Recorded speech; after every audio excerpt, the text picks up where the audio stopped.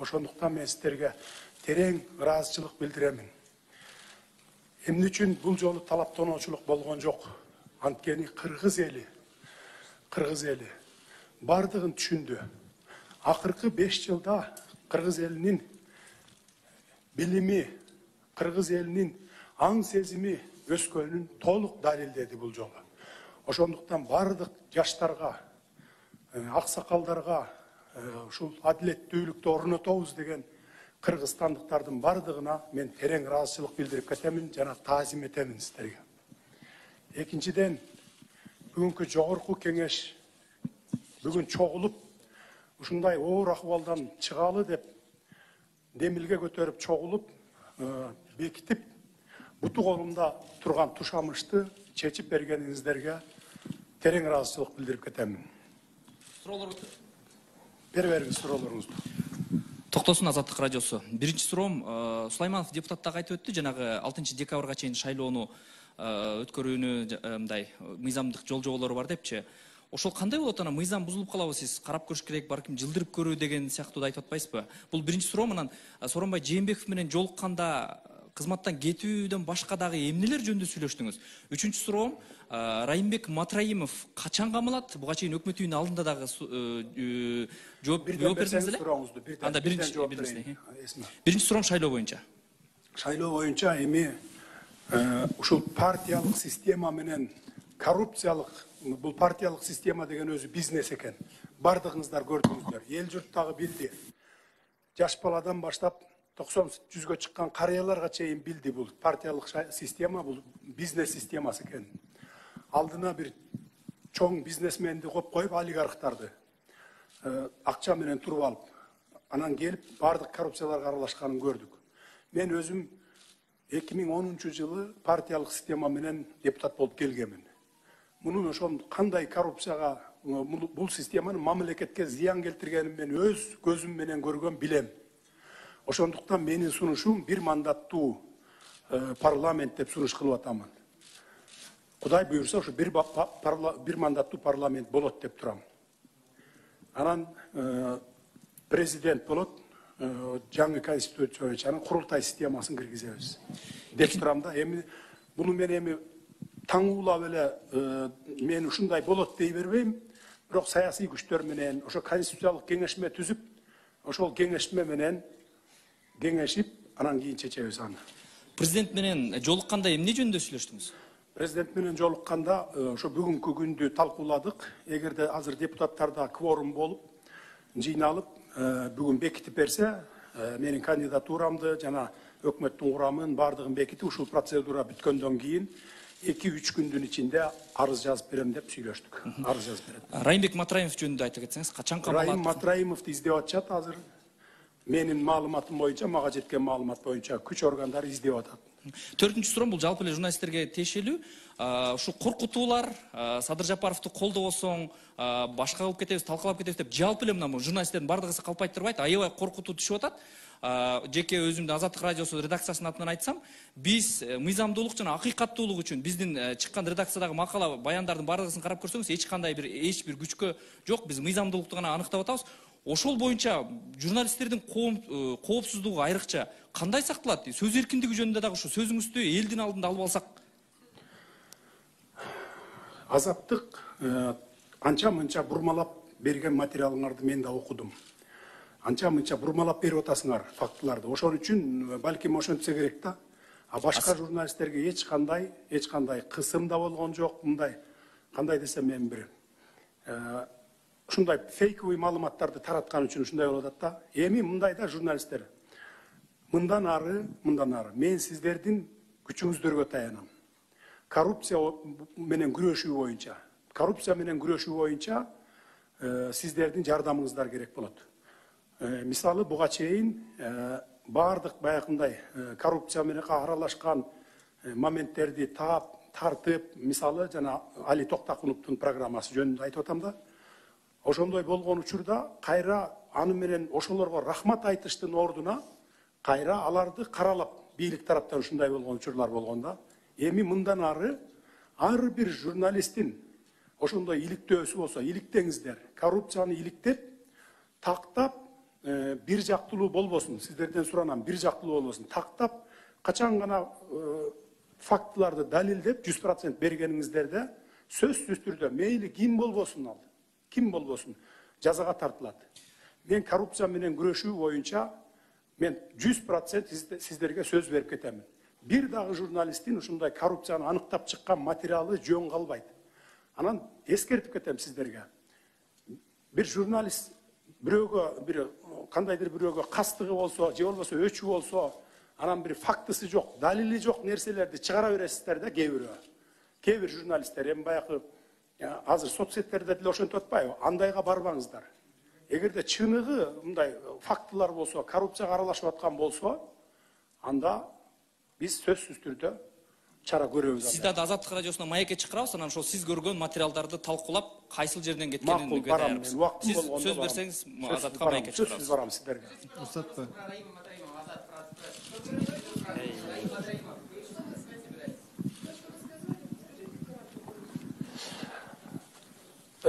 С вашего разрешения я буду выступать на национальном языке, ладно? Так как я более внятно довожу мысли свои. Райым Матраимов боюнча эми азыр материалдарды карайбыз. Мен эми бүгүн эле болдум да, мен бүгүнкү күнгө чейин жаңы ишке киришип атам. Анан карайбыз материалдарды, алабыз, анан ишти баштайбыз. Садыр Нуркожоевич, айта кетесизби, жана сиздин тарапташтарыңызбы ошону тактап койсо, Спутник Кыргызстан агенттигинин редакциясына да келип, эшигин каттылап. Биздин тарапташтар эмес, биздин тарапташтар ошол митингде турган жерден эч жака чыккан жок. Мен анын баарын тактадым. Ал силердин журналисттерге барып аткан ал жана провокаторлор, биздин оппоненттер. Мисалы, мына мен көчөгүнү көрдүм, Алмазбек Атамбаевдин машинесин аткылабадыбы? Эки бала аткылап аткан, ал өзүнүн охраналары болуп чыкты. Ал ошондой жасап, сценарий кылып жасап, анан биздин кишилерге жаманатты кылып көрсөтүш үчүн атайы жасалган иш чара болчу. Ал өзүнүн жакындары болуп чыкты. Эми элестетиңиз, таламан талтышында күндүз бети башы ачык, анан аткылап атпайбы? Демек, башка редакцияга келгендер башка деп. Экинчи суроо, сиз буга чейин оппозициялык күчтөр биригип шайлоонун эртеси күнү анан митинг болуп, Ак үйдү басып алып, анан ошонун негизинде сиз дагы абактан чыгып келдиңиз. Анан ошол оппозициялык күчтөр, жанагы ошол шайлоонун жыйынтыгына нааразы болуп чыккан партия лидерлери менен байланыштасызбы? Алар менен мамилеңиз кандай азыр? Алар менен байланышта болдук. 3 күн бою ошол алар чакырган жердин бардыгына бардык. Бир гана Атамбаев менен жолуга албадык, калганы менен бардыгы менен жолукканбыз. Биригели деген сунушту биз Камчыбек Ташиев экөөбүз киргизип аттык. Мына биригели баарыбыз бир пикирге келели. Ушундай бир кыйын кырдаалдан чыгып кетели деп биз туура жолду көрсөтүп аттык. Анан бардыгы тең эле баягы бийликке умтулат экен да. Ары кандай мындай ультиматумдарды коюп атты. Мен премьер болом деп чыкты, вицени бер деп чыкты. Анан бир эле топ, мисалы ошол первый вицеликти сурабайт, экинчи топтагы, үчүнчү тараптагы ушулардын баарын сурайт да. Алны тиги сурап атат десе, жок, биз алабыз дейт. Тияка чалбай, бияка берели, анда силер экинчи вице болсун силердин кандидатураңар десек, жок дейт. Мына ушинтип отуруп келише албай калдык да. Экинчи суроо, дагы бир суроо жыйынтыктайын анан. Сиз ошол чыккан күндөн кийин эле ошол оппозициялык ошол лидерлер менен сүйлөшүүгөдөн баш тартып, президент Жээнбеков тарапка өтүп кетти деген сөздөр айтылып жатат да. Буга кандай карайсыз? Мен ошон үчүн айтып атпаймынбы? Айрым журналисттер, айрым сайттар ошол туура эмес маалыматты берип, биз жак тарапты каралаганга аракет кылды. Ал эми биздин ошол оппоненттердин тарабынан уюшулду да. Ал калп маалымат болчу. Мен мына президент Жээнбеков менен бүгүн жолуктум мына. Бүгүн көрүштүм. Анткени бияка ошо сессияга чакырышкан жогорку кеңеш. Ошон үчүн мен бияка келип, анан келгенден кийин жолугасың да бир жерде сүйлөшүүлөрдү жүргүзүп, экөөбүз бүгүнкү кырдаалды талкуулап, эми абалдан тез арада чыгып кетпесек, курчуп кетиши мүмкүн деп, анан кийин ушундай келишимге келдик. Чоң рахмат, Садыр Нуркожоевич. Кайра келгениңизге, ушул жактан бизге жооп берип атканыңызга ыраазымын. Мен деген журналист эмесмин, мен деген эч кандай бир кыймылдын башы эмесмин. Жөн эле элдин атынан келдим, элдин атынан сурайын дегенмин. Мынакей революция болгондо жаштар кылды ошол революцияны. Эмне үчүн кылды? Анткени чарчадык системадан, эски системадан. Ошон үчүн ушул бүгүнкү үмүт революциясы болду деп эсептейм да. Бирок азыр жаштар абдан сарсанаа болуп жатат. Эки нерсеге сарсанаа болуп жатат, Садыр Нуркожоевич. Биз келбей калдыкпы? Эмне болуп кетти? Кайра эле баягылар отуруп калды, эски эле система ойдон калдык, анткени башаламандык болуп андай мындай болду.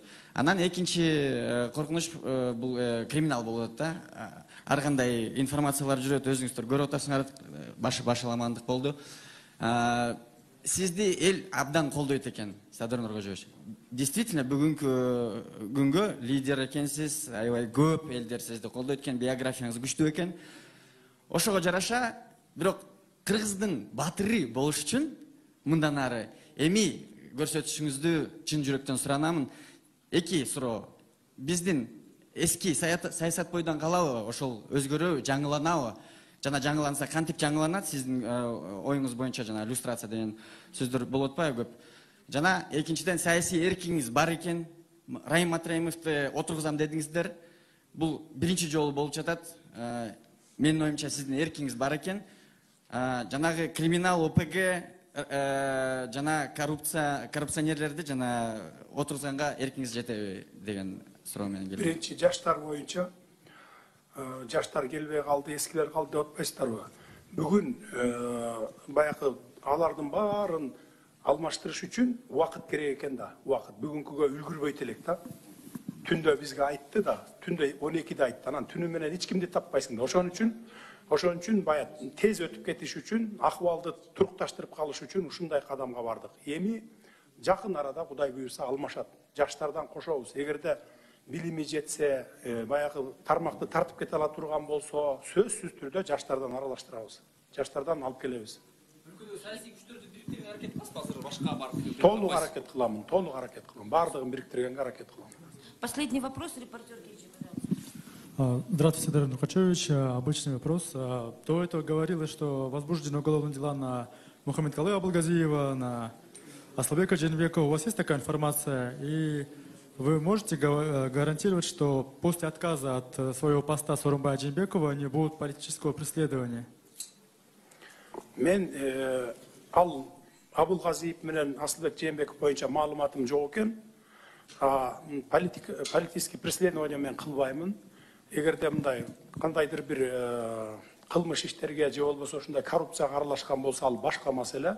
А так жанагындай кылып куугунтуктап, анан ушу саясий оппонентим эле же болбосо ушундай болду эле деген андай эч качан болбойт. Мына журналисттер азыр биз 21-чи кылымда жашап атабыз. Мына интернет заманы деген. Ар бир адамдын колунда смартфону бар. Бишкектин бул башынан чүчкүрсөң, 1 мүнөттө бүтүндөй Кыргызстанга тарап кетет, туурабы? Ошон үчүн мен коррупцияга аралашып атсам, же болбосо бир нерсеге көз жумуп койсом, же бир ишти туура эмес жасап атсам, сөзсүз түрдө ал бат эле чыгып калат. Ошон үчүн мен бул бийликке эптеп эле кресло алып барып кучактап отуруп калайын деп келген жокмун. Коррупцияны түп тамыры менен жоюп, жок кылып туруп. Бардык системада жок кылып, тазалап Кыргызстанды өнүктүрүү жолуна салганга ушундай максат менен келдим салыш үчүн. Можно? Жасайм. Жаштардын эле эмес, бүтүндөй элдин ишеничин актайм буюрса. Коллеги, уважайте друг друга. Время сейчас комендантский час будет через час. Последний вопрос. Россия 24. И все. И закругляем. Роберт Франц, Россия 24. Пару слов о вашем отношении к России и интеграционным процессам. Россия менен биздин Кыргыз мамлекети илгертеден бери стратегиялык партнер болуп келген. Мындан ары дагы сөзсүз ошо Россия биздин стратегиялык партнер болот. Тарыхты карап көрсөк, биздин эң биринчи ушул Ысык көл өрөөнүнөн чыккан Боронбай би деген хан деп атап жүрүшөт. Эң биринчилерден болуп, мен эгерде эс тутумум жаңылтпаса, 1850 канчанчы жылдары ушу Россияга биринчилерден болуп Ысык көл кошулган. Ошондон бери Россия менен келдик. Андан кийин мынакей 30 жыл көз карандысыз мамлекетпиз. Бирок баары бир деле биздин эң негизги стратегиялык партнерубуз бул Россия мамлекети болот. Россиясыз биз Россияга мындайча айтканда көп жактан биз көз карандыбыз. Бул геополитикалык жана аскердик ушундай бир ушундай жактардан көп нерседен биз ошол көз карандыбыз да. Ошон үчүн сөзсүз түрдө иштешебиз алар.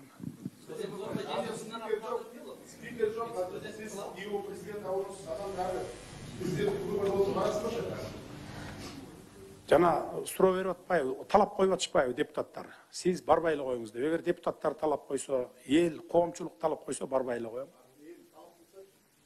Кандай талап? Эми аны ошол убагында көрөлү. Эгер көпчүлүк талап кылып бар десе, анда баралы. Эгер көпчүлүк талап кылып барбай эле кой десе, барбай эле коелу. Мен дайыма ушу көпчүлүккө баш ийгенди жакшы көрөм.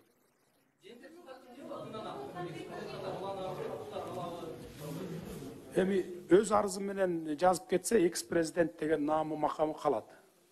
Ал өз арызын жазып атат да. Эгерде импичмент болуп кетсе, анда калбайт эле аны.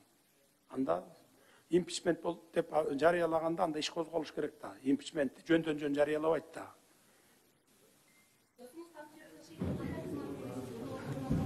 Мен аны карай элекмин. Азыр кызмат бөлүштүрө турган акыбалга жете элекпиз.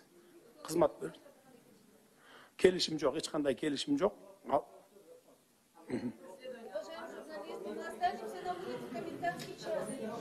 Алар мыйзам алдында жооп берет. Эгерде күнөөсү болсо жоопко тартылат. Рахмат.